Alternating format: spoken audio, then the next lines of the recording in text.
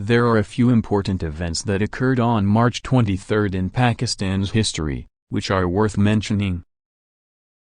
Pakistan Day. March 23 is celebrated as Pakistan Day, also known as Republic Day.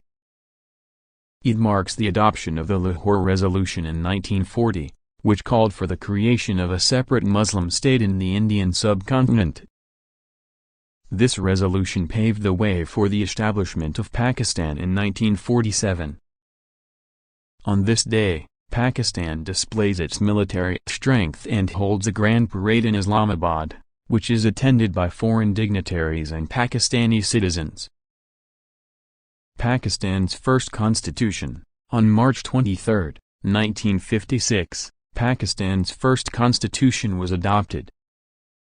This constitution established Pakistan as an Islamic republic and outlined the basic structure of the government, including the powers of the president, prime minister, and parliament. It also declared Urdu as the national language of Pakistan. Pakistan's nuclear tests. On March 28, 1998, Pakistan conducted a series of nuclear tests in response to India's nuclear tests earlier that month. The tests were conducted in the Shagai district of Balochistan and were met with international condemnation and economic sanctions.